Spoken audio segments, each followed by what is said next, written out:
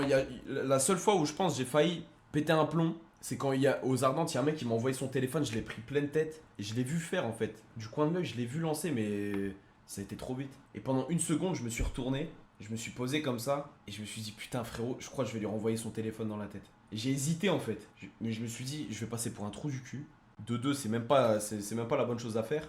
Et de trois, vas-y, imagine, je rate mon lancer, j'assomme quelqu'un, c'est débile. Du coup, je me suis posé comme ça, mais ça a été vite, mais on le voit sur la vidéo. Je crois qu'il y a une vidéo. On me voit, je me retourne comme ça, je cherche le téléphone, tu vois, je réfléchis, je le regarde.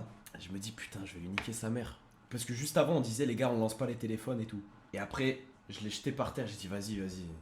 Je suis parti. Parce que j'avais une bosse de ouf. Ça m'a fait une bosse. J'avais trop le seum. Mais en vrai, j'ai bien fait. Ça aurait été débile. Tu l'aurais envoyé en pleine gueule, il y aurait eu des conséquences. Bah non, mais c'est débile, tu vois. Après, frérot, il l'a acheté comme ça. Et je l'ai pris là. Et on avait dit, les gars, lancez pas les téléphones. Il y en a qui peuvent être blessés devant. Même moi, tu vois, je tourne la tête, je le vois pas, je le prends dans la tête. Du coup, en fait, on l'a dit juste avant. C'est ça qui était énervant. C'est que le mec, on lui a dit et il l'a fait quand même.